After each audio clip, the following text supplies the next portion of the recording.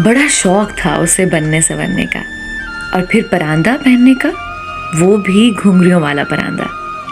चूड़ियाँ तो कभी बाहों से उतरी ही ना थी। हर दूसरे दिन मेहंदी से हाथ रंग लेती, अम्मा से सारा दिन झिड़कियाँ खाती और घर के काम करती चली जाती। लड़की जात और ये चोंचले, ये लक्षण, लोग क्या कहेंगे? अरे अम्मा, लोगों का क्या है, लोगों को तो बहाना चाहिए बातें करने का।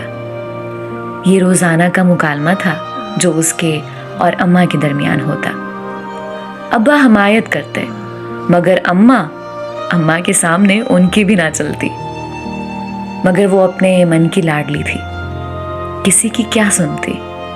उसका मन उसके लाड उठाता। अंदर की दुनिया में बड़े रंग बिखरे थे। बहुत प्यार था उसे अपनी दुनिया से।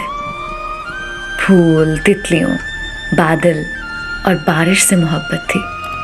चेहरे पर मासूमियत और बला का सुकून था। देख अम्मा, एक परांदा ही तो मांगा है। रोज अम्मा से एक ही फरमाइश, अम्मा घुंघरियों वाला परांदा ले दो। अम्मा ने सादा परांदा लेकर दे दिया। अरे लड़की जात कमारी छन छन करती फिरेगी बाप के सामने, लाज नहीं तुझे? पर पता नहीं दिल में क्या समाई थी। जो पैसे जमा होते चांदी की घुंघरी लाकर लगा लेती। अरे कितनी घुंघरियां लगाएगी? अम्मा हर घुंघरी पर खरीदने पर डांटती। अम्मा पूरी 100 घुंघरियां लगाऊंगी। लंबे बालों में परांदा डालकर जब चलती तो छन छन करता। मेहंदी से रंगी हथेलियां और पांव, धानी आंचल कजरे की धार, बस यही था कुल सिंगार। पर जाने क्या बैर था अम्मा को, इस पर भी डांटती। फिर एक दिन फूफी अम्मा अपने आवारा बेटे का रिश्ता मांगने चली आई, जिसे अब्बा ने रद्द कर दिया। और फूफी अम्मा ने अपनी बेइज्जती का और अपनी अना का मसला बनाकर जी भरकर उसको बदनाम किया। अरे लड़की का दिल ही नहीं था, किसी के साथ चक्कर होगा, लक्षण नहीं देखे। मेहंदी तो उतरती ही नहीं थी, और घुंघरियों वाला परांदा पहनकर तवाइफों की तरह सारे पासे मटकती फिरती है। अब्बा मुंह दे दे कर रोते, बेटी की रग रग से वाकिफ थे। एक रात जी में आया कि बेटी का हाल पूछ लूं। रात का पिछला पहर जाए नमाज पर बैठी घुंघरू गिनती जाती। अब्बा एक तरफ खड़े देखते रहे।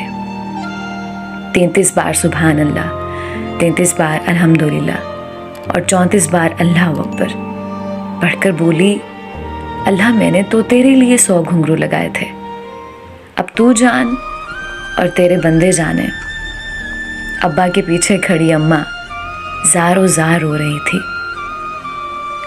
वो दिन के जब मेरी आवारगी के चर्चे थे, कसम खुदा की बड़ी पारसाई के दिन थे। पता नहीं क्यों माँ बाप की लाडलियों को जानवरों की तरह टटोला जाता है। किसी का रंग, किसी का कद तो किसी का कुछ। इतना तकलीफ दे मरहला तो रुखसती का नहीं होता जितना ये रिश्ते तय होने या ना होने का होता है। ऐसी बातों पर ऐब तलाश किया जाता है जो अल्लाह पाक की तरफ से होती हैं, जिनमें इंसान का अपना कोई अमल दखल नहीं होता।